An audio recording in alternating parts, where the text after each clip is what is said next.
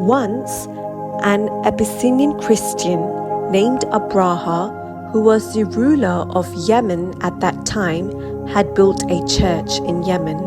He wanted to attract people to worship there and to expand their business there.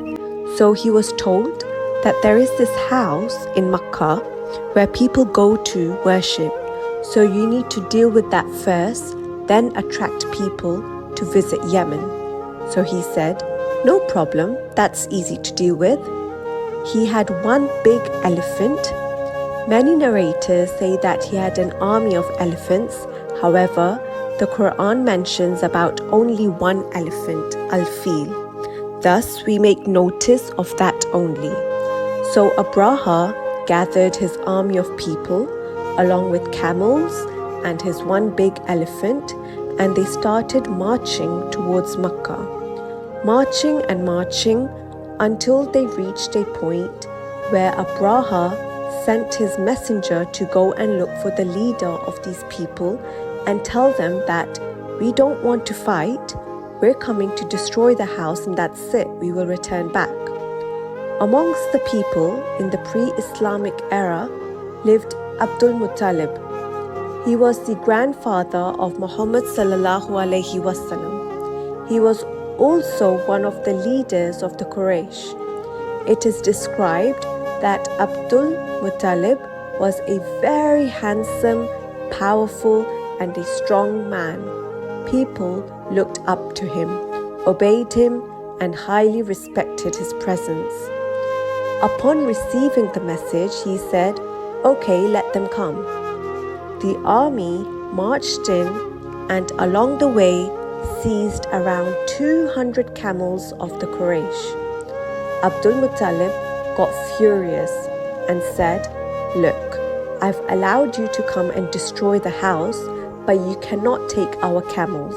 We want our 200 camels back." To which Abraha replied, "You don't care about the house that we're going to destroy, but you're raising your voice up for such a minor thing.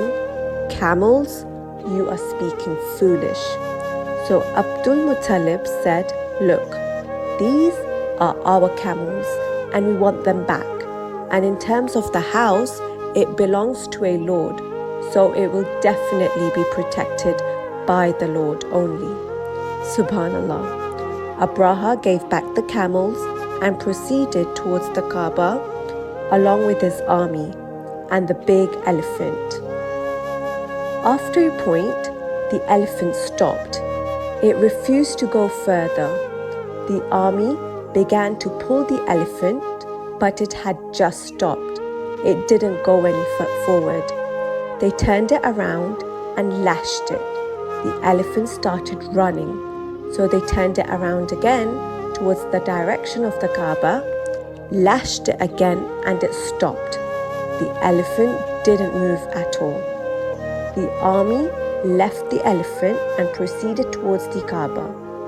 Suddenly, they saw a flock of birds in the sky with 3 tiny little stones each. The birds started releasing the stones from up the sky, and the stones fell with so much speed and force directly on these men, it left them split open, killing them on the spot. Subhanallah. The birds were sent by Allah subhanahu wa ta'ala to protect the Kaabah. And to this day, if you visit the Kaabah, you will always notice a flock of birds flying above it and around it. Subhanallah. Allah is so powerful and magnificent. Abdul Muttalib and the people of Quraysh just stood there watching all this in shock. This beautiful story is mentioned in Surah Al-Feel.